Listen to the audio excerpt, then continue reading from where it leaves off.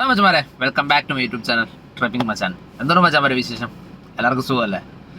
അങ്ങനെ ഇപ്പം കുറച്ച് ദിവസമായി നമ്മൾ വീഡിയോ ഇട്ടിട്ട്. കുറച്ചെന്ന് പറയുമ്പം ഏകദേശം ഒരു മാസം ആകുമെന്ന് തോന്നുന്നു ഒരു റിവ്യൂ ചെയ്തിട്ട് തന്നെ. അപ്പോൾ ഇന്ന് 4 സിനിമയാണ് ഇറങ്ങിയത്. ഇന്ന് 10-ാം തീയതിയാണ്. 4 സിനിമ ഇറങ്ങി.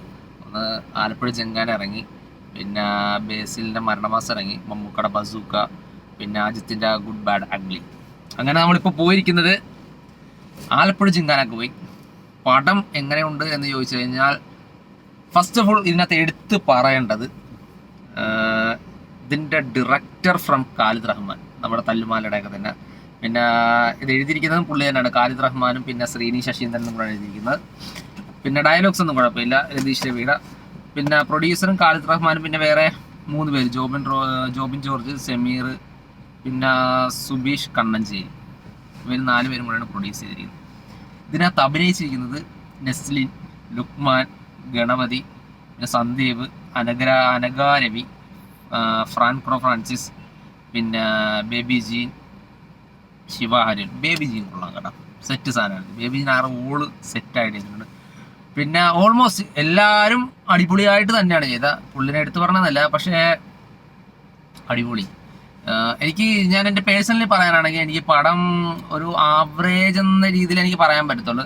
ഫസ്റ്റ് ഹാഫ് കൊള്ളാം. ഫസ്റ്റ് ഹാഫ് എന്താ പറയുന്നത്, ഒരു നോർമൽ രീതിയിലുള്ള കാര്യങ്ങളും അതെല്ലാം പോണു. പക്ഷെ സെക്കൻഡ് ഹാഫ് വന്നപ്പം എനിക്കെന്തോ കോമഡിയും കാര്യങ്ങളെല്ലാം ഉണ്ട്.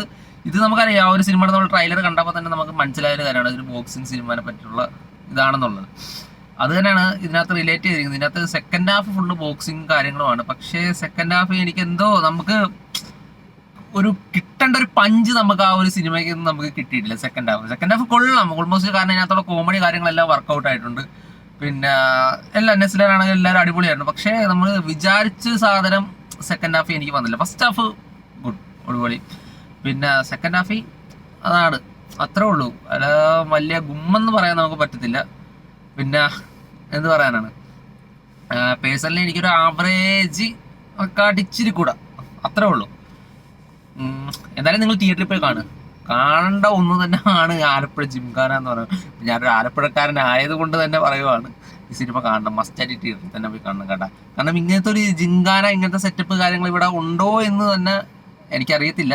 പക്ഷേ എങ്കിലും സാധനം വെറൈറ്റിയാണ്, എടുത്തിരിക്കുന്ന രീതി, മേക്കിംഗ്. അതിനകത്ത് എനിക്ക് ഏറ്റവും ഇഷ്ടപ്പെട്ടൊരു കാര്യം ഞാൻ പറയാം, ഫൈറ്റിങ്. അതിന് ഫൈറ്റ് എന്ന് പറയുന്നത് ബോക്സിങ് ഒരു നല്ല രീതി പണിതിട്ടുണ്ട് ഈ സിനിമയ്ക്കകത്ത് ഉള്ള കാര്യം ഞാൻ പറയാം. നല്ല രീതി സെറ്റായിട്ടാണ് അവർ എടുത്തു വെച്ചിരിക്കുന്നത്.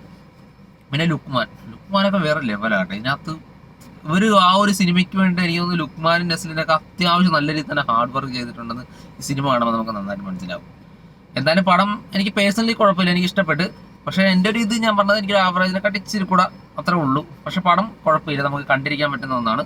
അപ്പോൾ എല്ലാവരും തിയേറ്ററിൽ തന്നെ പോയി കാണുക. നിങ്ങളുടെ അഭിപ്രായം എന്താണെന്ന് വെച്ചാൽ പറയുക. അപ്പോൾ അടുത്തൊരു സിനിമയുടെ റിവ്യൂ ആയിട്ട് ബൈ.